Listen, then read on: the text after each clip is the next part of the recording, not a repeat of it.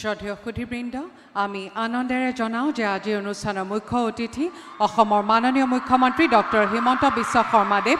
মঞ্চত উপস্থিত হৈছেহি। মই সকলোকে হাত চাপৰিৰে তেখেতক স্বাগতম জনাবলৈ অনুৰোধ জনাইছোঁ।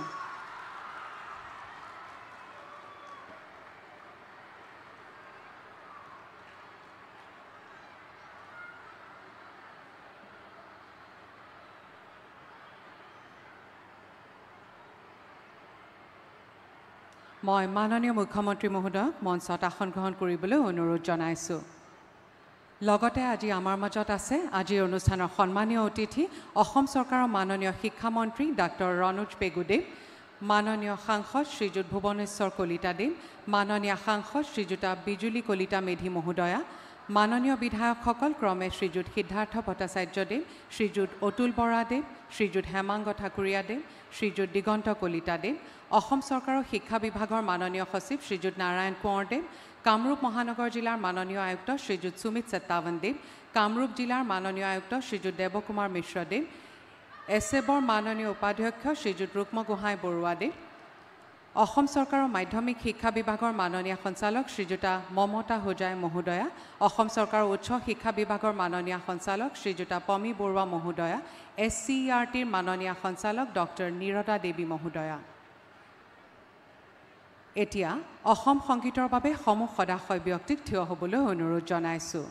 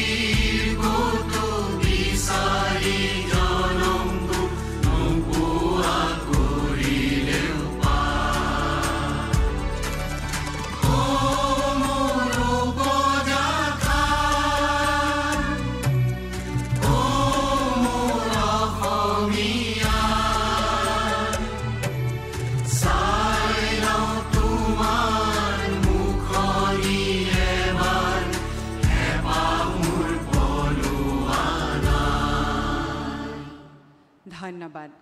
নমস্কাৰ। শ্ৰদ্ধেয় সুধীবৃন্দ, মুখ্যমন্ত্ৰীৰ নিযুত মইনা আঁচনি 2.0ৰ অধীনত চেক বিতৰণ উপলক্ষে অসম চৰকাৰৰ উচ্চ আৰু বিদ্যালয় শিক্ষা বিভাগৰ দ্বাৰা আয়োজিত এই কেন্দ্ৰীয় অনুষ্ঠানলৈ আয়োজকসকলৰ হৈ মই আপোনাসবক আন্তৰিকতাৰে আদৰণি জনাইছোঁ। শ্ৰদ্ধেয় সুধীবৃন্দক জনাওঁ যে অসমৰ সকলো কলেজ আৰু HS স্কুলত আজিৰ এই কেন্দ্ৰীয় অনুষ্ঠানৰ পোনপটীয়া সম্প্ৰচাৰ কৰি থকা হৈছে। কেন্দ্ৰীয় অনুষ্ঠানৰ সম্প্ৰচাৰৰ পিছত অসমৰ সকলো জিলাতে জিলাভিত্তিত এই কাৰ্যসূচী অনুষ্ঠিত কৰা হ'ব। এতিয়া মই অসম চৰকাৰৰ শিক্ষা বিভাগৰ মাননীয় সচিব শ্ৰীযুত নাৰায়ণ কোঁৱৰদেৱক আদৰণি ভাষণ প্ৰদান কৰিবলৈ অনুৰোধ জনাইছোঁ। নমস্কাৰ। মাননীয় মুখ্যমন্ত্ৰী মহোদয়, মাননীয় শিক্ষামন্ত্ৰী মহোদয়, গুৱাহাটী সংসদীয় সমষ্টি মাননীয় সাংসদ বাইদেউ, সন্মানীয় বিধায়কসকল, দুয়োখন জিলাৰে জিলা আয়ুক্ত দুজন, আমাৰ শিক্ষা বিভাগৰ বিষয়াসকল, শ্ৰদ্ধাৰ শিক্ষাগুৰুসকল, ছাত্ৰীসকল আৰু অনলাইন যোগে আমাৰ সৈতে অসমৰ বিভিন্ন মহাবিদ্যালয় বিদ্যালয়ৰ পৰা সংযোগ হোৱা শ্ৰদ্ধাৰ শিক্ষাগুৰুসকল, আমাৰ মুখ্য অতিথিসকল আৰু ছাত্ৰীসকল, আজি এই নিযুত মইনাৰ চেক বিতৰণৰ কেন্দ্ৰীয় অনুষ্ঠান লগতে অসমৰ বিভিন্ন মহাবিদ্যালয় আৰু বিদ্যালয়ত হ'বলগীয়া অনুষ্ঠানলৈ আপোনালোক সকলোকে জয় জয়তে আদৰণি জনাইছোঁ। শিক্ষা বিভাগে যোৱা বছৰ নিযুত মইনা আঁচনি আৰম্ভ কৰিছিল। যোৱা বছৰ আছিল আমাৰ প্ৰায় 1,60,000 ছাত্ৰী। এইবাৰ এই আঁচনিয়ে প্ৰায় 3.5 লাখ ছাত্ৰীক সামৰি ল'ব। এইবাৰ আমি যিসকল ছাত্ৰীয়ে সেল্ফ ফাইনেন্স কোৰ্সত এডমিশন লৈছে সেই ছাত্ৰীসকলকো এই আঁচনিৰ জৰিয়তে সামৰি লৈছোঁ। তাৰ লগতে আমাৰ দুখন কেন্দ্ৰীয় বিশ্ববিদ্যালয় তেজপুৰ বিশ্ববিদ্যালয় আৰু অসম বিদ্যালয় তাৰ ছাত্ৰীসকলেও এই আঁচনিৰ পৰা উপকৃত হ'ব। এই আঁচনিৰ জৰিয়তে ছাত্ৰীসকলৰ উচ্চ শিক্ষা পথ প্ৰশস্ত কৰাৰ লগতে বাল্য বিবাহৰ দৰে যি এক সামাজিক সমস্যা তাকো ৰোধ কৰিব বুলি আশা কৰা হৈছে। আমি আশা কৰিছোঁ আপোনালোকৰ সহায় সহযোগিতা আৰু বিশেষকৈ ছাত্ৰীসকলে এই আঁচনিৰ দ্বাৰা যি উপকৃত হ'ব তাৰ জৰিয়তে আমাৰ ছাত্ৰী শিক্ষাৰ লগতে আমাৰ সমাজৰ যি অৰ্ধসংখ্যক নাৰী এই নাৰীসকলক শিক্ষিত কৰাৰ ক্ষেত্ৰত সুবিধা দিব। মই আশা কৰিছোঁ আপোনালোকে এই আঁচনিৰ ধন ভালভাৱে ব্যৱহাৰ কৰিব, বিশেষকৈ শিক্ষাৰ কাৰণে প্ৰয়োজনীয় যি কাম তাত খৰচ কৰিব আৰু তাৰ জৰিয়তে আপোনালোকে আপোনালোকৰ যি উচ্চ শিক্ষা এইটো চলাই নিব। এইখিনিকে কামনা কৰি আপোনালোক সকলোকে পুনৰবাৰ আদৰণি জনাই মোৰ ভাষণ সামৰিছোঁ। ধন্যবাদ মহাশয়। শ্ৰদ্ধেয় সুধীবৃন্দ, এতিয়া মুখ্যমন্ত্ৰীৰ নিযুত মইনা আঁচনি বিষয়ক এখনি শ্ৰব্য দৃশ্য প্ৰদৰ্শন কৰিবলৈ লোৱা হৈছে। বাল্য বিবাহৰ দৰে সামাজিক ব্যাধিক মষিমূৰ কৰাৰ অন্যতম অস্ত্ৰ নাৰী শিক্ষা। অভিভাৱকৰ দায়বদ্ধতা কাণ পাতি লৈ নাৰী শিক্ষাৰ পথ সহজ আৰু সুগম কৰি সমাজলৈ নৱজাগৰণ অনাৰ এক শক্তিশালী প্ৰয়াসৰ নাম নিযুত মইনা। ল'ৰা এজনে যদি মেট্ৰিকত পাছ কৰে তাৰ এডমিশ্যনৰ চিন্তা দেউতাক মাকে কৰিব, আৰু ছোৱালী যেতিয়া মেট্ৰিক পাছ কৰি কলেজত এডমিশ্যন ল'ব তাইৰ পঢ়াৰ দায়িত্ব মামাই ল'ব। ৰাষ্ট্ৰীয় পৰিয়াল স্বাস্থ্য সমীক্ষাত প্ৰতিফলিত ৰাজ্যখনত হৈ থকা বাল্য বিবাহৰ তথ্যই উদ্বিগ্ন কৰে অসমৰ স্বপ্নদ্ৰষ্টা মুখ্যমন্ত্ৰী ডক্টৰ হিমন্ত বিশ্ব শৰ্মাক। সেইবাবে এই ব্যাধি প্ৰতিৰোধৰ বাবে প্ৰথমৰ পৰাই গ্ৰহণ কৰি আহিছে বহু বৈপ্লৱিক পদক্ষেপ। 2024-25 বৰ্ষৰ বাজেট ভাষণৰ প্ৰস্তাৱ আছিল 10 লাখ কন্যা শিক্ষাৰ্থীক উচ্চ শিক্ষাৰ বাবে আৰ্থিক অনুদান আগবঢ়াই উপকৃত কৰাৰ লগতে বাল্য বিবাহ প্ৰতিৰোধত অৱদান আগবঢ়াব চৰকাৰে। উচ্চতৰ মাধ্যমিকৰ পৰা স্নাতক আৰু স্নাতকোত্তৰ পৰ্যায়লৈ ছাত্ৰীসকলক তেওঁলোকৰ সংশ্লিষ্ট শিক্ষানুষ্ঠানসমূহত নাম ভৰ্তি আৰু আন খৰচৰ বাবে আৰ্থিক সাহায্য প্ৰদান কৰি সবল, শক্তিশালী আৰু সুশিক্ষিত কৰি গঢ়ি তোলা হ'ব। ৰাজ্যৰ তেজস্বী মুখ্যমন্ত্ৰী ডক্টৰ হিমন্ত বিশ্ব শৰ্মাই দেখা এই যুগান্তকাৰী সপোনৰ বাস্তৱ ফচল হৈ ৰূপায়ণ হ'ল এক অভিলাষী আঁচনি, নাম নিযুত মইনা। যেতিয়া ছোৱালী এগৰাকীৰ পিতৃ মাতৃয়ে তেখেতৰ শিক্ষাৰ ক্ষেত্ৰত যিখিনি আৰ্থিক স্বাৱলম্বিতা দিব নোৱাৰে, যাৰ ফলত তেওঁলোকক বিয়া দি দিয়া হয়, কম পৰিমাণে হ'লেও যেতিয়া ছোৱালী এগৰাকী আৰ্থিকভাৱে অলপ হ'লেও স্বাৱলম্বিতা পায়, তেতিয়া মাতৃ বা পিতৃৰ সেইখিনি অলপ হ'লেও সকাহ হয় যে ছোৱালীগৰাকীয়ে পঢ়িব পাৰিব। এই ক্ষেত্ৰত মোৰ বহুতো এতিয়া সুবিধাজনক হৈছে। আমাৰ বহু ছাত্ৰীয়ে বাল্য বিবাহৰ পৰা মুক্তি পোৱাৰ নিচিনা হৈছে, আৰু সেই ক্ষেত্ৰত মই মামাক বহুতো ধন্যবাদ জনাইছোঁ। অসমৰ স্থায়ী বাসিন্দা সকলো ছাত্ৰীকেই এই আঁচনিয়ে সামৰি লয়, কিন্তু বাল্য বিবাহ প্ৰতিৰোধেই এই আঁচনিৰ প্ৰথম আৰু প্ৰধান লক্ষ্য। সেয়েহে স্নাতক পৰ্যায়লৈকে সকলো বিবাহিত ছাত্ৰীক এই আঁচনিৰ আওতাৰ পৰা বাহিৰত ৰখাৰ সিদ্ধান্ত লোৱা হৈছে। অৱশ্যে স্নাতকোত্তৰ আৰু BEd পাঠ্যক্ৰমৰ ছাত্ৰীসকলৰ ক্ষেত্ৰত বিবাহিত হ'লেও এই আঁচনিৰ সুবিধা প্ৰদানৰ ব্যৱস্থা কৰা হৈছে। লগতে মন্ত্ৰী, বিধায়ক, সাংসদ, চৰকাৰী চাকৰিয়াল পিতৃ মাতৃৰ কন্যাসকলক নিযুত মইনা আঁচনিৰ আওতাৰ পৰা বাহিৰত ৰখা হৈছে। নিযুত মইনা আঁচনিৰ অধীনত প্ৰতিটো শিক্ষাবৰ্ষত একাদশ শ্ৰেণীৰ প্ৰতিগৰাকী ছাত্ৰীক মাহে 1000 টকাকৈ, স্নাতক পৰ্যায়ত অধ্যয়নৰত প্ৰতিগৰাকী যোগ্য ছাত্ৰীয়ে লাভ কৰিব মাহে 1250 টকাকৈ। স্নাতকোত্তৰ পাঠ্যক্ৰমত অধ্যয়নৰত প্ৰতিগৰাকী ছাত্ৰীক প্ৰদান কৰিবলগীয়া ধনৰ পৰিমাণ মাহে 2500 টকা। ইতিমধ্যে এই আঁচনিৰ প্ৰথম সংস্কৰণ সফলতাৰে ৰূপায়ণ হৈছে আৰু উপকৃত হৈছে বহু ছাত্ৰী। ঘৰত যেতিয়া এজন মানুহৰ উপাৰ্জনেৰে আমাক মাহটো চলিবৰ বাবে যিখিনি পইচা দিয়ে সেইখিনি পৰ্যাপ্ত নহয়। যিহেতুকে দেউতা হাজিৰা কৰে ঘৰত, পঢ়া অলপমান খৰচ উঠাবৰ কাৰণে দিগদাৰ হয়। মই কিতাপ পত্ৰ আগতে যি মা দেউতাক খুজিব লাগিছিল, এতিয়া আমি মাহিলী 1000 টকাকৈ পোৱা পইচাটো দি আমি নিজৰ খৰচখিনি বা স্কুললৈ অহা যোৱা খৰচটো ওলাব পাৰিছোঁ নিজৰ হাতেৰে। কেতিয়াবা ভাড়াৰ কাৰণে আমি কলেজত আহিব নোৱাৰোঁ, কিন্তু যেতিয়াৰ পৰা মইনা আঁচনি পাইছোঁ আমি ভাড়াৰ ক্ষেত্ৰত কোনো ধৰণৰ সমস্যা হোৱা নাই। অকল মাষ্টাৰ্ছ বুলি নহয়, বিভিন্ন ধৰণৰ কম্পিটিটিভ এক্সাম দিবলৈও কিতাপ বা যিখিনি সামগ্ৰী পঢ়াৰ কাৰণে সেইখিনি সহায় হৈছে। মোৰ ছোৱালী 3জনী আৰু নিযুত মইনা আঁচনি বহুত সুবিধাজনক হৈছে। মোৰ ছোৱালীটো নিজৰ খৰচ নিজে উঠাব পাৰিছে। পঢ়াৰ কিছু বস্তু মই হয়তো দিব নোৱাৰিছিলোঁ, তেওঁ নিজে সেইখিনি আনি ল'ব পাৰিছে। এতিয়াৰে পৰা আৰু আমাৰ পঢ়া শুনাত কোনো ধৰণৰ বাধা নাই। এই আঁচনিয়ে কেৱল চৰকাৰী বিদ্যালয়ৰ ছাত্ৰীসকলকহে সামৰি লয়। ৰেগিং, উশৃংখল আচৰণ, হিংসাত্মক কাৰ্য আদিত জড়িত ছাত্ৰীৰ পৰা এই আঁচনিৰ ধন উভতাই লোৱাৰ দৰে কঠোৰ ব্যৱস্থাও আছে আঁচনিখনৰ চৰ্তাৱলীত। বালিকান্ত কাকতি বঁটাৰ অধীনত স্কুটি লাভ কৰা ছাত্ৰীসকলক এই আঁচনিৰ সুবিধা প্ৰদান কৰা নহয়। অসম চৰকাৰৰ উচ্চ শিক্ষা বিভাগে পূৰ্বে স্নাতকোত্তৰ শিক্ষাৰ্থীৰ বাবে প্ৰদান কৰা মবিলিটি গ্ৰাণ্ট আঁচনি এতিয়া নিযুত মইনা আঁচনিৰ লগত সংযুক্ত কৰা হৈছে। এই আঁচনিৰ সুবিধা লাভ কৰিবলৈ ছাত্ৰীসকলে এক নিৰ্দিষ্ট প্ৰক্ৰিয়াৰ মাজেৰে আবেদন কৰিব লাগে।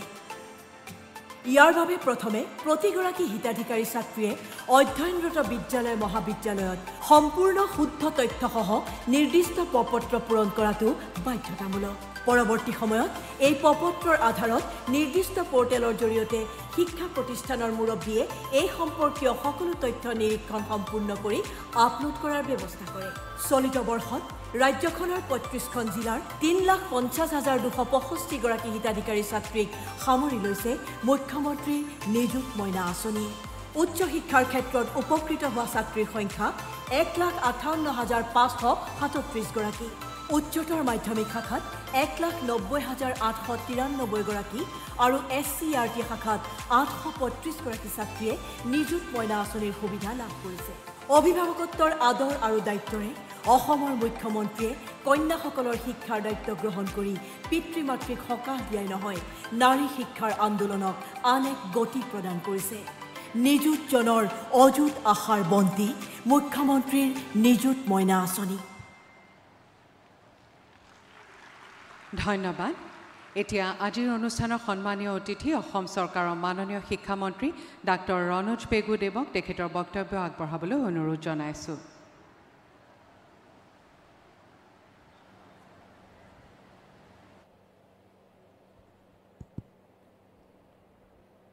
সকলোকে নমস্কাৰ। অসমৰ মাননীয় মুখ্যমন্ত্ৰী ডক্টৰ হিমন্ত বিশ্ব শৰ্মা ডাঙৰীয়া, আমাৰ মাজত আজিৰ অনুষ্ঠানত উপস্থিত থকা মাননীয় সাংসদ শ্ৰীযুত ভুৱনেশ্বৰ কলিতা ডাঙৰীয়া, সাংসদ শ্ৰীমতী বিজুলী কলিতা মেধি ডাঙৰীয়ানী, জ্যেষ্ঠ বিধায়ক শ্ৰী সিদ্ধাৰ্থ ভট্টাচাৰ্য ডাঙৰীয়া, শ্ৰীযুত অতুল বৰা ডাঙৰীয়া, বিধায়ক হেমাংগ ঠাকুৰীয়া ডাঙৰীয়া, বিধায়ক দিগন্ত কলিতা ডাঙৰীয়া, বিদ্যালয় শিক্ষা আৰু উচ্চ শিক্ষা বিভাগৰ সচিব শ্ৰী নাৰায়ণ কোঁৱৰ ডাঙৰীয়া, কামৰূপ আৰু কামৰূপ মেট্ৰ' এই দুয়োখন জিলাৰ জিলা আয়ুক্তদ্বয় শ্ৰী দেৱকুমাৰ মিশ্ৰ ডাঙৰীয়া আৰু সুমিত চাতাৱন ডাঙৰীয়া, মাধ্যমিক শিক্ষাৰ সঞ্চালিকা শ্ৰীমতী মমতা সুজাই, উচ্চ শিক্ষা বিভাগৰ সঞ্চালিকা শ্ৰীমতী পমী বৰুৱা আৰু ৰাজ্যিক শিক্ষা গৱেষণা প্ৰতিষ্ঠানৰ সঞ্চালিকা ডক্টৰ নিৰদা দেৱী ডাঙৰীয়ানী প্ৰমুখ্যে ইয়াত উপস্থিত উচ্চ শিক্ষা বিদ্যালয় শিক্ষা বিভাগৰ বিষয়াসকল, আসাম ষ্টেট স্কুল এডুকেশ্যন বৰ্ডৰ উপাধ্যক্ষ মাননীয় শ্ৰীযুত ৰুক্ম গোহাঁই বৰুৱা ডাঙৰীয়া, বিভিন্ন বিদ্যালয়ৰ পৰা অহা শিক্ষক শিক্ষয়িত্ৰী ছাত্ৰ ছাত্ৰীসকল, আপোনালোক সকলোকে নমস্কাৰ। আৰু মই ছাত্ৰ ছাত্ৰীসকলক অভিনন্দন জনাইছোঁ যে নিযুত মইনা যিখন অসম চৰকাৰৰ এখন বহুত মৰম লগা দূৰদৃষ্টি সম্পন্ন আঁচনি, সেই আঁচনিখনৰ এই 2025 বৰ্ষৰ খন্তেক সময় পাছতে মাননীয় মুখ্যমন্ত্ৰীয়ে শুভাৰম্ভ কৰিব। প্ৰায় 3.5 লাখতকৈ অধিক ছাত্ৰীলৈ ধনৰাশি আমি চেক বিতৰণ কাৰ্যসূচী ৰূপায়ণ কৰিম। আৰু আজিৰ এই অনুষ্ঠানত আমাৰ লগত সংযোজিত হৈছে অসমৰ বিভিন্ন বিশ্ববিদ্যালয়, মহাবিদ্যালয়, হায়াৰ ছেকেণ্ডেৰী আৰু ছিনিয়ৰ ছেকেণ্ডেৰী বিদ্যালয়সমূহ। সেই অনুষ্ঠানত উপস্থিত থকা বিশিষ্ট ব্যক্তিসকল আৰু ছাত্ৰ ছাত্ৰী, শিক্ষক শিক্ষয়িত্ৰী সকলোকে মোৰ ফালৰ পৰা মই অভিনন্দন জ্ঞাপন কৰিছোঁ। 2021 মাননীয় মুখ্যমন্ত্ৰী ডক্টৰ হিমন্ত বিশ্ব শৰ্মাৰ নেতৃত্বত এইখন চৰকাৰে দায়িত্ব লোৱাৰ পাছত ৰাষ্ট্ৰীয় শিক্ষানীতি 2020ক প্ৰয়োগ কৰাৰ ক্ষেত্ৰত আমি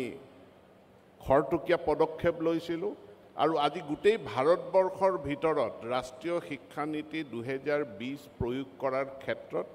অসম এখন আগৰণুৱা ৰাজ্য। ৰাষ্ট্ৰীয় শিক্ষানীতিয়ে বিদ্যালয়ক 5+3+3+4 চাৰিটা স্তৰত ভাগ কৰিছে। শেষৰ যিটো স্তৰ 9, 10, 11, 12 নৱম, দশম, একাদশ, দ্বাদশ শ্ৰেণী,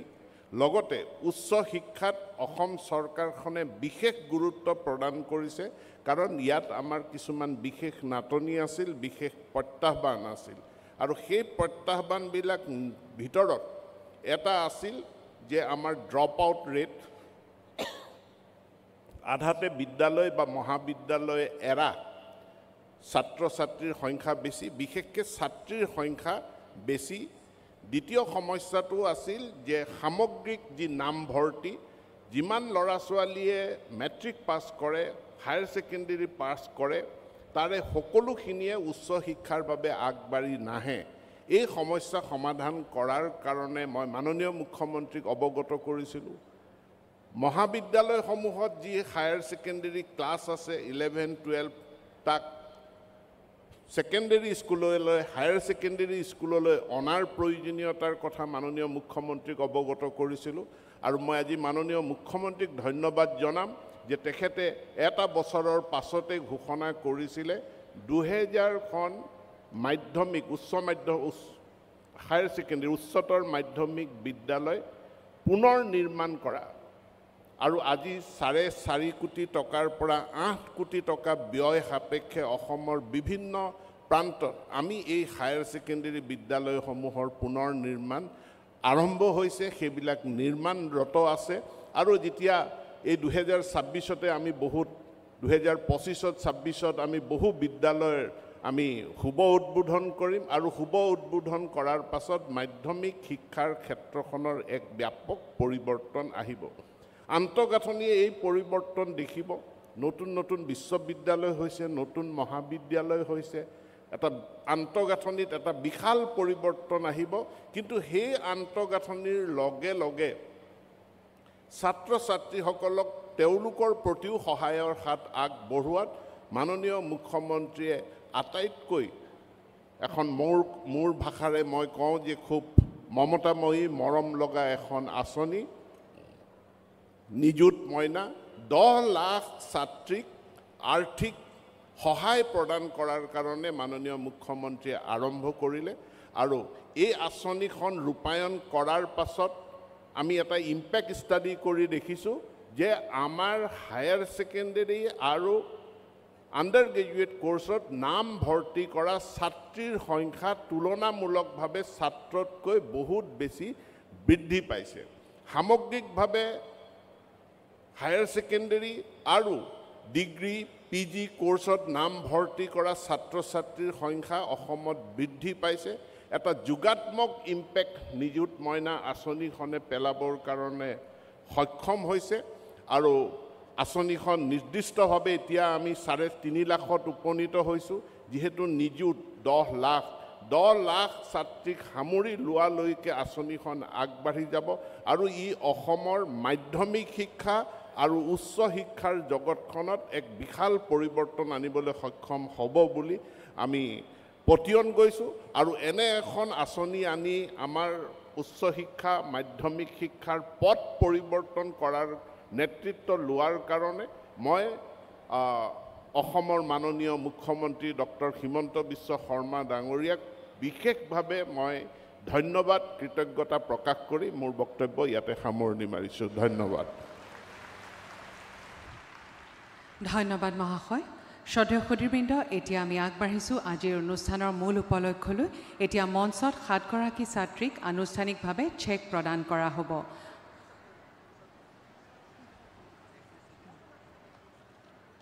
প্ৰথমে এতিয়া মই আজিৰ অনুষ্ঠানৰ মুখ্য অতিথি অসমৰ মাননীয় মুখ্যমন্ত্ৰী ডক্টৰ হিমন্ত বিশ্ব শৰ্মা দেৱক তেখেতৰ উৎসাহ উদ্দীপক ভাষণ প্ৰদান কৰিবলৈ বিনম্ৰ অনুৰোধ জনাইছোঁ। সকলোৰে খবৰ কেনেকুৱা? পিছফালে খবৰ কেনেকুৱা? চবৰে ভাল? সঁচাইনে? ঠিক আছে তেতিয়াহ'লে মই আৰু কেইটামান ভাল খবৰ দি থাকিম তোমালোকে শুনি থাকিবা হ'ব আজিৰ সভাত আমাৰ মাজত উপস্থিত অসম চৰকাৰৰ সন্মানীয় শিক্ষামন্ত্ৰী ৰণোজ পেগু ডাঙৰীয়া ৰাজ্যসভাৰ সাংসদ ভুৱনেশ্বৰ কলিতা ডাঙৰীয়া গুৱাহাটী লোকসভাৰ সাংসদ বিজুলী কলিতা মেধি ডাঙৰীয়ানী সন্মানীয় বিধায়ক সিদ্ধাৰ্থ ভট্টাচাৰ্যী ডাঙৰীয়া অতুল বৰা ডাঙৰীয়া হেমাংগ ঠাকুৰীয়া ডাঙৰীয়া দিগন্ত কলিতা ডাঙৰীয়া শিক্ষা বিভাগৰ সচিব নাৰায়ণ কোঁৱৰ ডাঙৰীয়া কামৰূপ মহানগৰ জিলাৰ আয়ুক্ত সুমিত চাটাৱন ডাঙৰীয়া কামৰূপ জিলাৰ আয়ুক্ত দেৱকুমাৰ মিশ্ৰ ডাঙৰীয়া director of secondary education Shrimati Mamata Hojai ডাঙৰীয়ানী director of higher education Shrimati Pami Barua director SCRT doctor Nirada Devi আৰু সমগ্ৰ অসমৰে প্ৰত্যেকখন মহাবিদ্যালয় আৰু উচ্চতৰ মাধ্যমিক বিদ্যালয়ত উপস্থিত মোৰ সন্মানৰ সতীৰ্থ মন্ত্ৰীসকল সন্মানীয় বিধায়কসকল আৰু আজিৰ অনুষ্ঠানত মুখ্য অতিথিৰ আসন গ্ৰহণ কৰা সন্মানীয় অতিথিসকল আৰু সমগ্ৰ অসমত আজি উপস্থিত নিযুত মইনা আঁচনিৰ হিতাধিকাৰী মোৰ অতিকে মৰমৰ ছাত্ৰীসকল আৰু উপস্থিত সুধীবৃন্দ যোৱা বছৰ আমি অসমত নিযুত মইনা আঁচনি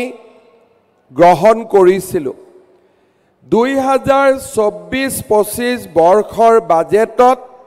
অসমৰ বিত্তমন্ত্ৰী শ্ৰীমতী অজন্তা নেওগে উল্লেখ কৰিছিল যে ৰাজ্যৰ 10 লাখ কন্যা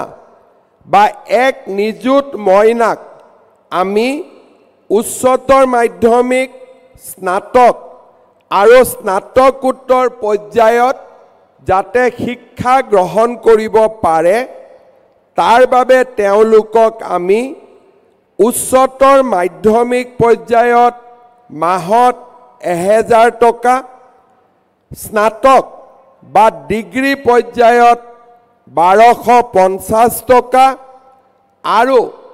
পোষ্ট গ্ৰেজুৱেট পৰ্যায়ত আমি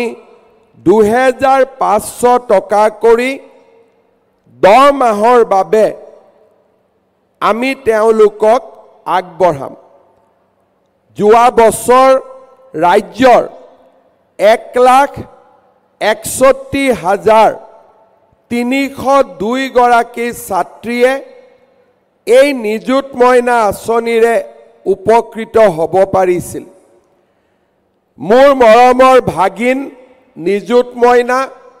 এতিয়া দ্বিতীয় বছৰলৈকে উত্তীৰ্ণ হ'ল প্ৰথম বছৰৰ ছাত্ৰী দ্বিতীয় বছৰ পালে আৰু প্ৰথম বছৰত নতুন নতুন ভাগিনসকলে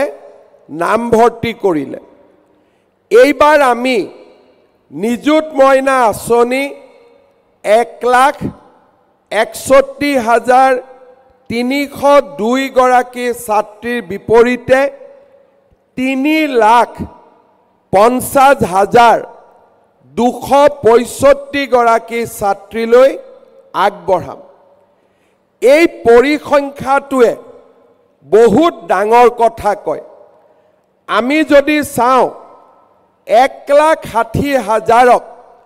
যদি আমি 2ৰে পূৰণ কৰোঁ তেতিয়াহ'লে এই বছৰ 2,20,000 ছাত্ৰীয়ে নিযুত মইনা আঁচনি পাব লাগিছিল কিন্তু তাৰ বিপৰীতে এই বছৰ 3,50,000 3,20,000ৰ পৰিৱৰ্তে 50,000 ছাত্ৰীয়ে নিযুত মইনা আঁচনি লাভ কৰিব অৰ্থাৎ আমাৰ শিক্ষা ক্ষেত্ৰখনত 30,000 নতুন ছাত্ৰীয়ে নামভৰ্তি কৰিছে যি আমাৰ অসমৰ বাবে অত্যন্ত আনন্দৰ বাতৰি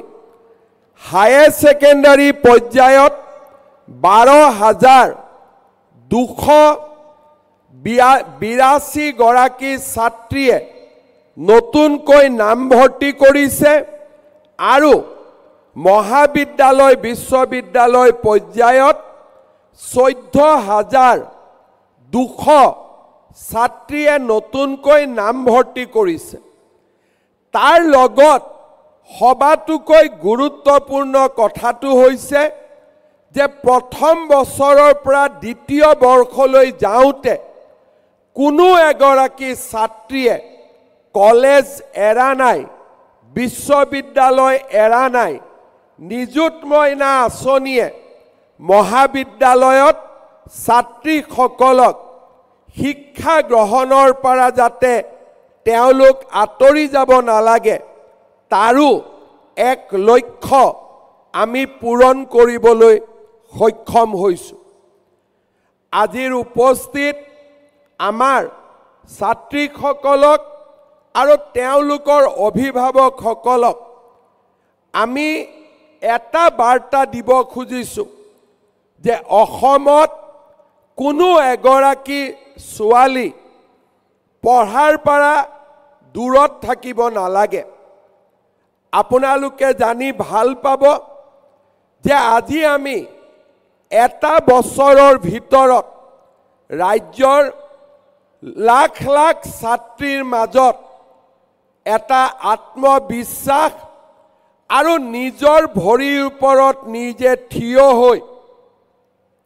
আকাশ চোৱাৰ সপোন দেখা এছাম আমি নতুন অসমৰ সেনানী নিৰ্মাণ কৰিবলৈ সক্ষম হৈছোঁ 2021 চনত অসমৰ মুখ্যমন্ত্ৰী দায়িত্ব লোৱাৰ পিছত মোৰ সন্মুখলৈকে আহিছিলে অসমৰ বহু ছাত্ৰীৰ বেদনা ভৰা জীৱনৰ কথা অসমত বহু এনে ছাত্ৰী আছে যি ছাত্ৰীক দেউতাক মাকে 12 বছৰ বয়সত বিয়াত বহুৱাইছিলে আৰু 14 বছৰ বয়সত তেখেতসকল এটা সন্তানৰ মাতৃ হৈছিলে 18, 19, 20 বছৰলৈকে আমি এনে বহুত ছোৱালীক লগ পাইছিলোঁ যোনে ইতিমধ্যে 2টাৰ পৰা 3টা সন্তান গৰ্ভত ধাৰণ কৰিছিল বাল্য বিবাহে অসমৰ সমাজ জীৱনক এক প্ৰকাৰ ধ্বংসৰ পিনে লৈ গৈ আছিল ধুবুৰী মানকাছাৰ নগাঁও মৰিগাঁও দৰং বৰপেটা আদি জিলাত বাল্য বিবাহৰ সংখ্যা 60% পৰা 75%লৈকে দেখা গৈছিল 2023 চনত 2022 চনৰ 15 আগষ্টত মই ৰাষ্ট্ৰীয় পতাকা উত্তোলন কৰি আমি সকলোৱে শপত লৈছিলোঁ যে অসমত আমি বাল্য বিবাহৰ এই দুৰ্ভাগ্যৰ পৰা অসমৰ ছাত্ৰী সমাজক অসমৰ ছোৱালীসকলক আমি মুক্ত কৰিম সেই বছৰতে 5,000 ব্যক্তিক আমি গ্ৰেপ্তাৰ কৰিছিলোঁ দ্বিতীয় বছৰত আমি 3,000 ব্যক্তিক আমি গ্ৰেপ্তাৰ কৰিছিলোঁ আৰু বাল্য বিবাহৰ বিৰুদ্ধে আমি এক মুকলি সংগ্ৰামত লিপ্ত হৈছিলোঁ বহুত পিতৃ মাতৃয়ে সেই সময়ত মোক কৈছিলে যে আমি ছোৱালীক বিয়া দিব নোখোজো কিন্তু আৰ্থিক দুৰৱস্থাই আমাক বাধ্য কৰে মই সুধিছিলোঁ যে চৰকাৰে যদি ছোৱালীজনীক পঢ়ুৱাৰ দায়িত্ব লয় আপোনালোকে আপোনালোকৰ ছোৱালীক সৰু বয়সত বিয়া দিব নেকি তেওঁলোকে মোক কৈছিলে যে চৰকাৰে যদি ছোৱালীজনীক পঢ়ুৱাৰ দায়িত্ব লয় নিশ্চিতভাৱে মই মোৰ কন্যা সন্তানটিক কম বয়সতে বিয়া নিদিওঁ কাৰণ তাইক ময়ো মৰম কৰোঁ কিন্তু পৰিস্থিতিয়ে আমাক কিছুমান সিদ্ধান্ত ল'বলৈ বাধ্য কৰে তেনে পিতৃ মাতৃক আমি সমালোচনা নকৰোঁ তেনে পিতৃ মাতৃক আমি সন্মান কৰোঁ আৰু তেওঁলোকৰ দুখত সমভাগী হৈ আমি অসমৰ ছাত্ৰী সমাজক এক নতুন দিগন্তলৈ লৈ যোৱাৰ আমি সাৰথী হিচাপে থিয় দিব বিচাৰোঁ তেনে এক সংকল্পৰ পৰিণতি হিচাপে অসমত আমি কেইবাটাও আঁচনিৰ জন্ম দিছিলোঁ কলেজত নামভৰ্তি বিনামূলীয়া হ'ব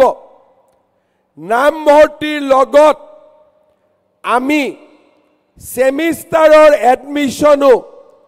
আমি বিনামূলীয়া কৰিম আৰু নৱম মানত ছাত্ৰীসকলক আমি চাইকেল দিম হায়াৰ ছেকেণ্ডাৰীত সুখ্যাতিৰে উত্তীৰ্ণ হোৱা ছাত্ৰীসকলক আমি স্কুটি দিম আৰু শিক্ষা শেষ হোৱাৰ পিছত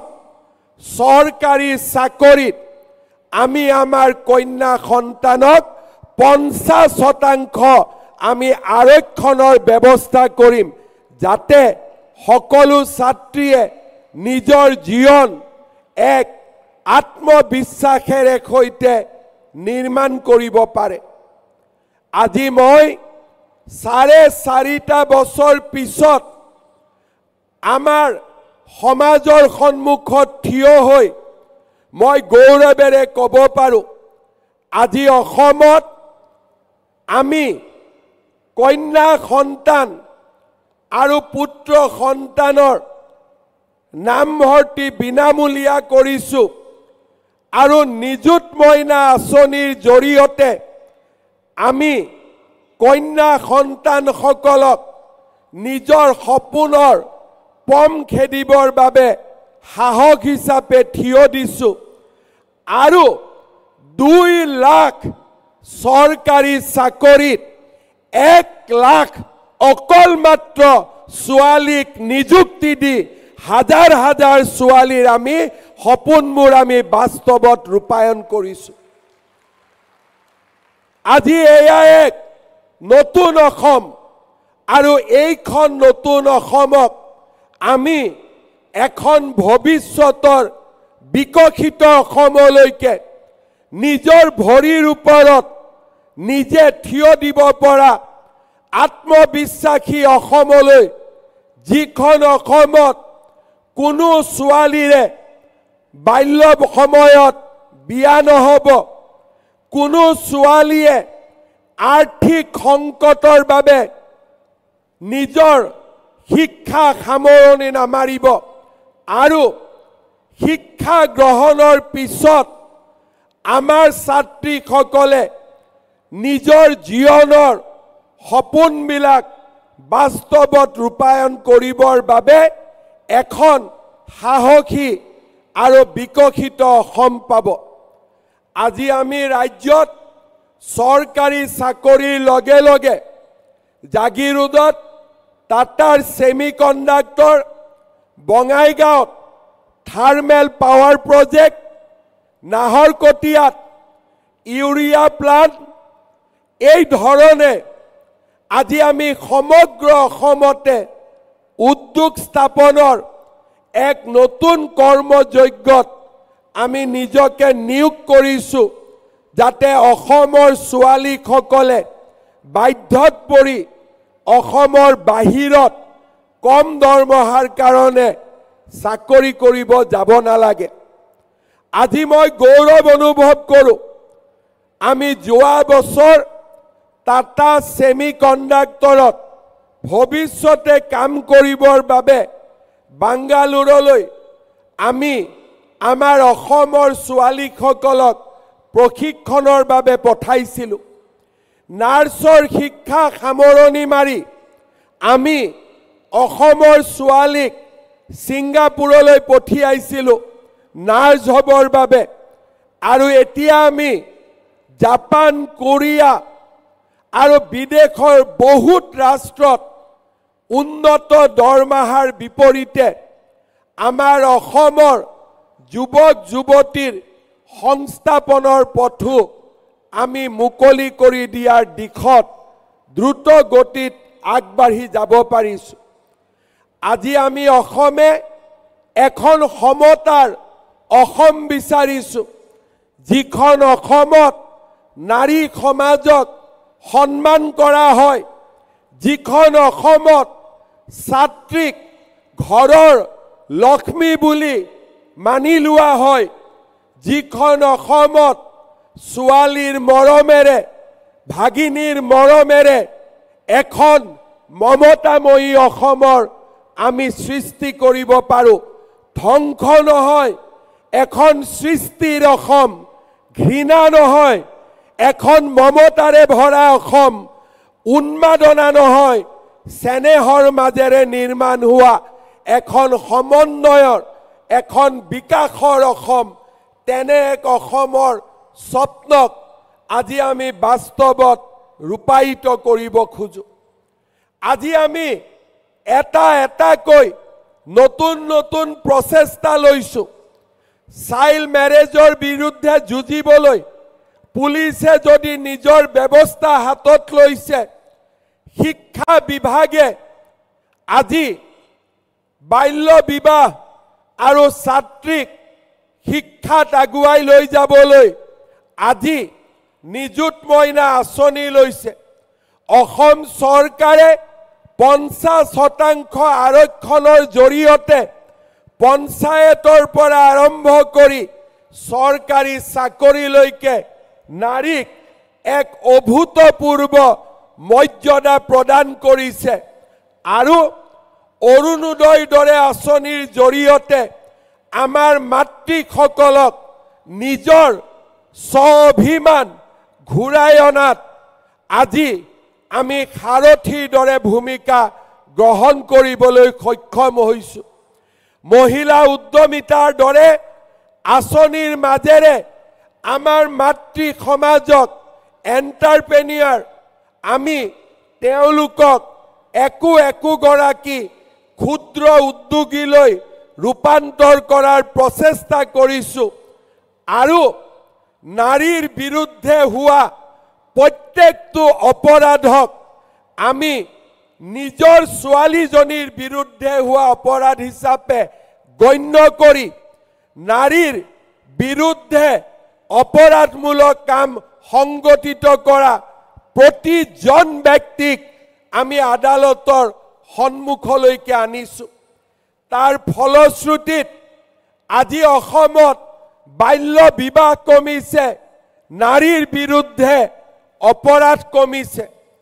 ছোৱালীক মোৰ কন্যা সন্তানক মৰ্যাদা প্ৰদান কৰাৰ ক্ষেত্ৰত আমি আৰু নতুন নতুন কাম কৰিব বিচাৰিছোঁ মই ব্যক্তিগতভাৱে কেতিয়াও মানি ল'ব নোৱাৰোঁ যে এগৰাকী ছোৱালীয়ে এজন জীৱন সংগীক বাছি লোৱাৰ পিছত সেই জীৱন সংগীজনে দ্বিতীয় বিবাহ কৰিব তৃতীয় বিবাহ কৰিব চতুৰ্থ বিবাহ কৰিব সেইবাবে এইবাৰ আমি অসমত সিদ্ধান্ত লৈছোঁ যি পুৰুষে এগৰাকীতকৈ বেছি মহিলাক বিয়া কৰায় সি যি ধৰ্মৰে নহওক কিয় 7 বছৰ জেলত থাকিব লাগিব তাৰ বিকল্প আৰু একোৱে হ'ব নোৱাৰে সি যি ধৰ্মই নহওক কিয় বোলে মোৰ ধৰ্মই তাক অনুমতি দিয়ে আপোনাৰ ধৰ্মই অনুমতি দিব কিন্তু হিমন্ত বিশ্ব শৰ্মা বিজেপিৰ চৰকাৰে কাকোৱেই দ্বিতীয় বিবাহৰ বাবে তৃতীয় বিবাহৰ বাবে অনুমতি নিদিব এইখন অসমত নাৰীৰ মৰ্যাদা ছোৱালীৰ মৰ্যাদা আমি শেষ পৰ্যায়লৈকে ৰক্ষা কৰিম তেনে এখন সমতাৰ ওপৰত নিৰ্মিত মমতাৰ ওপৰত নিৰ্মিত আমাৰ স্নেহৰ ওপৰত নিৰ্মিত তেনে এখন আমি শক্তিশালী অসম নিৰ্মাণৰ বাবে আজি আমি সংকল্পবদ্ধ আজিৰ এই সভাতে মই নিযুত মইনা আঁচনিখনৰ আৰু কেইটামান দিশ মই ক'ব বিচাৰিছোঁ degree first year second year first second third fourth semester এই আঁচনিখনৰ লগত জড়িত হৈছে আজিৰ সভাতে আমি আকৌ সংকল্প লৈছোঁ যে ডিগ্ৰী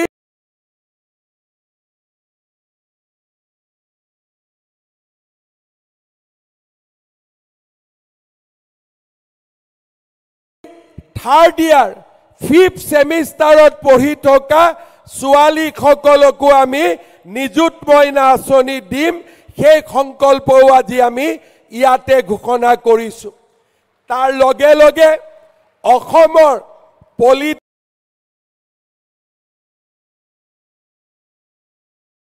পলিটেকনিক আৰু ITI যিসকল ছাত্ৰী অধ্যয়ন কৰি আছে পলিটেকনিক আৰু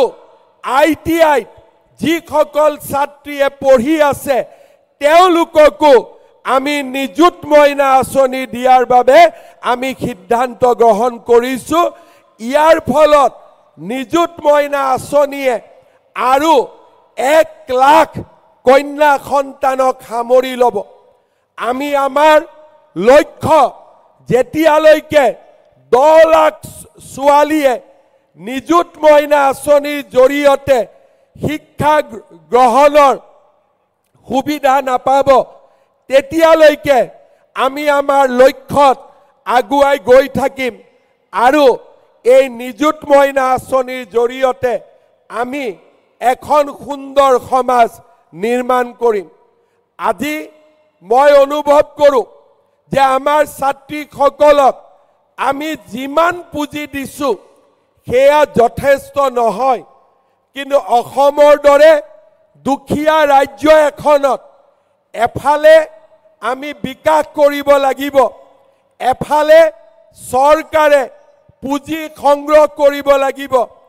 দ্বিতীয়তে ইয়াৰ আমি সম্যক বিতৰণ কৰিব লাগিব যেতিয়ালৈকে আমাৰ অসম শান্তিৰ অসম হৈ থাকিব যেতিয়ালৈকে আমাৰ অসম সোণোৱালী হৈ থাকিব যিখন অসমত উন্মাদনাৰ য'ত স্থান নাথাকিব তেনে এখন সমাজ তেনে এখন অসম দুপদূপে আগবাঢ়ি যাব পাৰিব আৰু আমি আমাৰ কন্যা সন্তান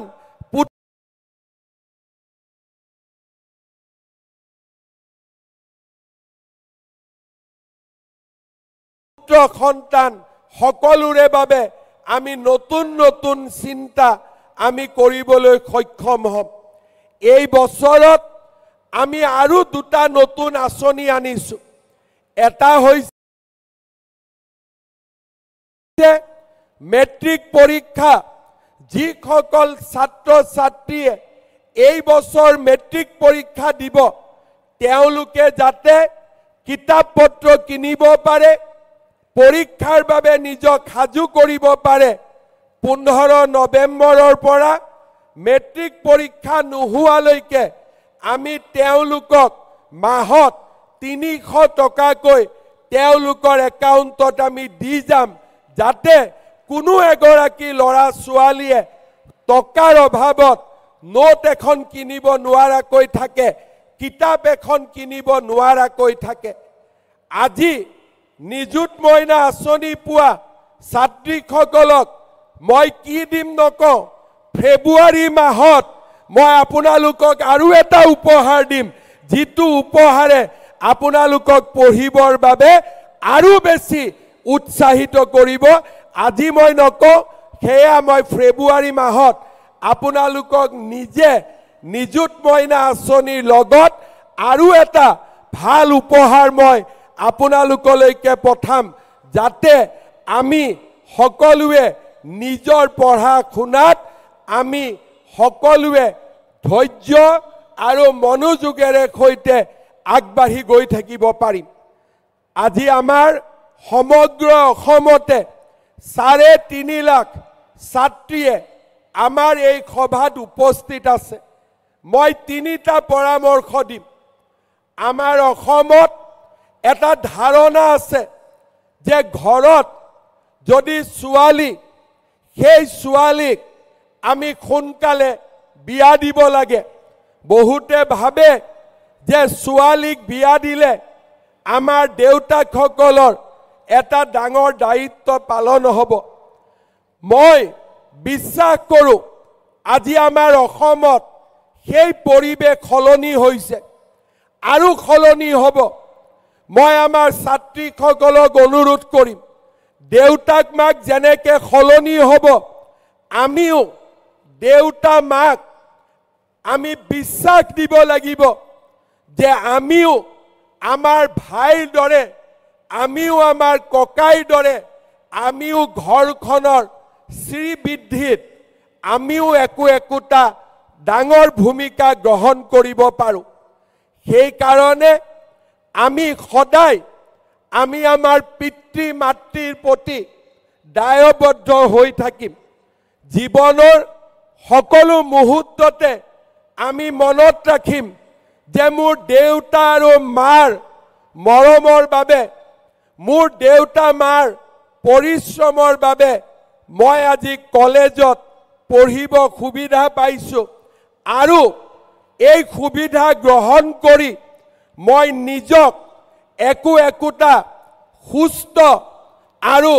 নিজৰ ভৰিত থিয় হ'ব পৰা মানৱ সম্পদলৈ সৃষ্টি কৰিম আৰু মোৰ দেউতা মা মোৰ পৰিয়াল আৰু মোৰ সমাজখনৰ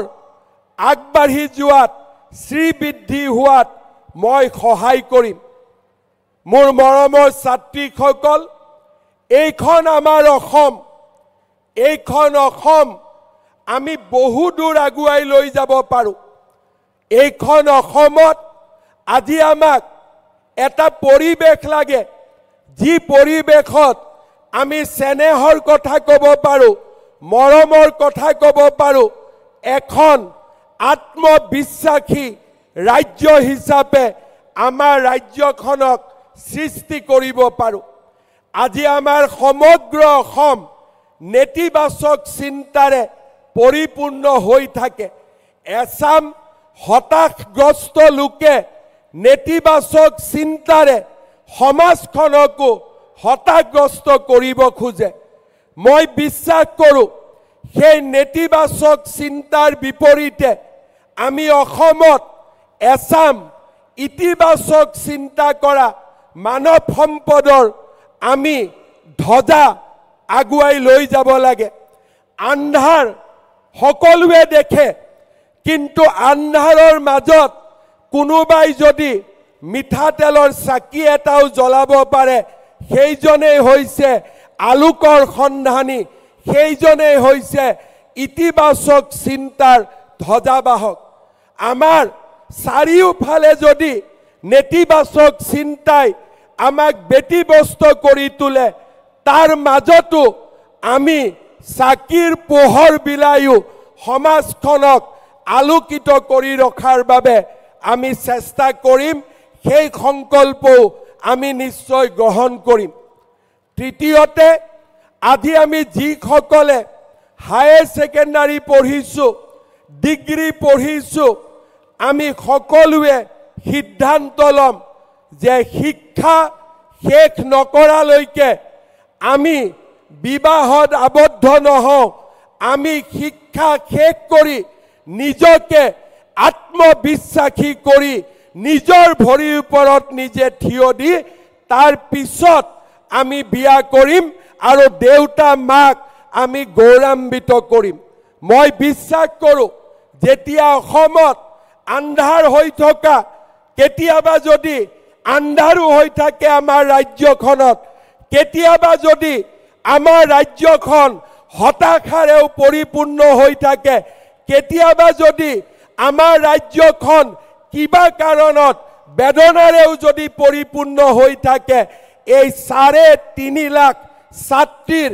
উজ্জ্বল মুখ দেখি আমাৰ মনৰ মাজৰ পৰা হতাশা আঁতৰি যাব নেতিবাচক চিন্তা আঁতৰি যাব মমতা স্নেহৰ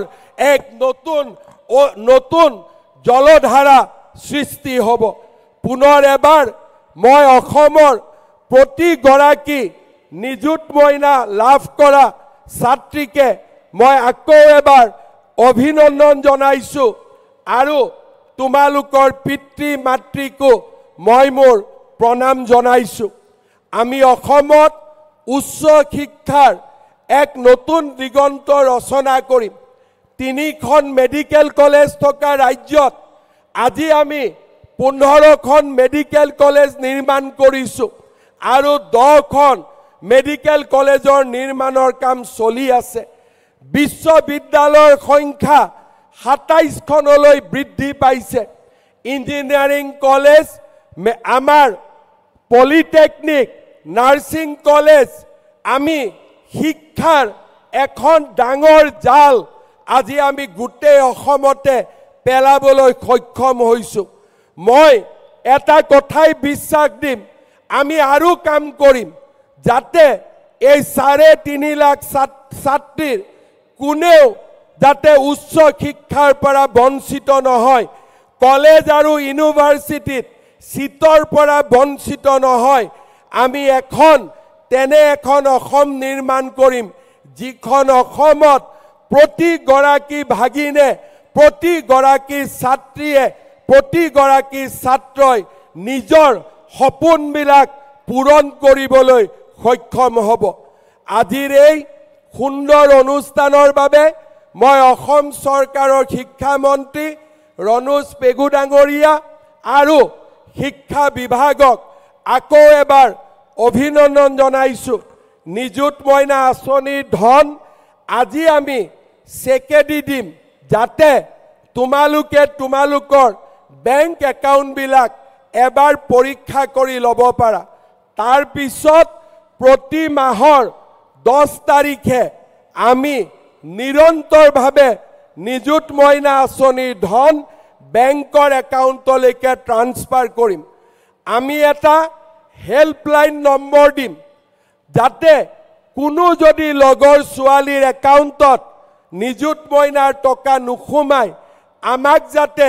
অভিযোগ দিব পাৰে কোনো ছাত্ৰী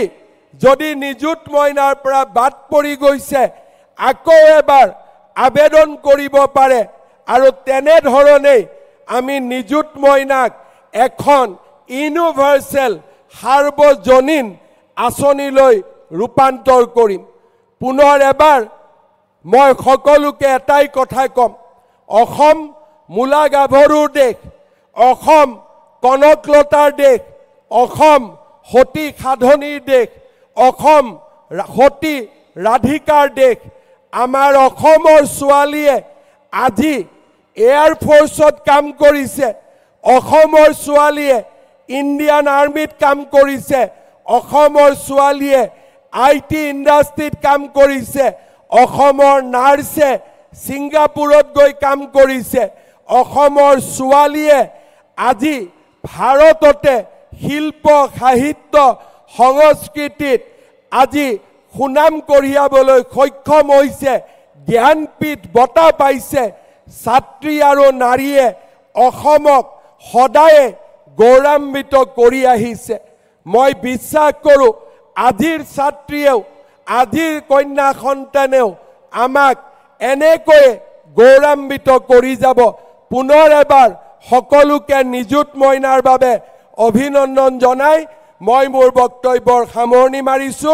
ধন্যবাদ জয় হিন্দ বন্দে মাতৰম ধন্যবাদ মহাশয় নিঃসন্দেহে অসমৰ নাৰী শিক্ষাৰ ক্ষেত্ৰত আপোনাৰ সুচিন্তিত পদক্ষেপৰ সুফল ইতিমধ্যে পৰিলক্ষিত হৈছে। শ্ৰদ্ধেয় সুধীবৃন্দ, এতিয়া মঞ্চত 7 গৰাকী ছাত্ৰীক আনুষ্ঠানিকভাৱে চেক প্ৰদান কৰা হ'ব। মই মাননীয় মুখ্যমন্ত্ৰী মহোদয়ক এই কাৰ্য সম্পন্ন কৰিবলৈ অনুৰোধ জনাইছোঁ। প্ৰথমেই মই কামৰূপ জিলাৰ বেজেৰা হায়াৰ ছেকেণ্ডেৰী স্কুলৰ অনিন্দিতা ডেকাক আগবাঢ়ি আহিবলৈ অনুৰোধ জনাইছোঁ।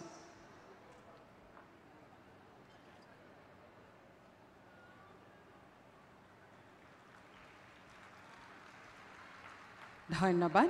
এইবাৰ কামৰূপ মহানগৰ জিলাৰ পাণবজাৰ HS স্কুলৰ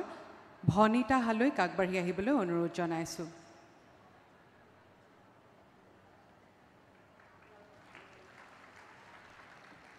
ধন্যবাদ। এইবাৰ কামৰূপ জিলাৰ গুৱাহাটী বিশ্ববিদ্যালয়ৰ জ্যোতিষ্ণা কুমাৰী মৰাণক আগবাঢ়ি আহিবলৈ অনুৰোধ জনাইছোঁ।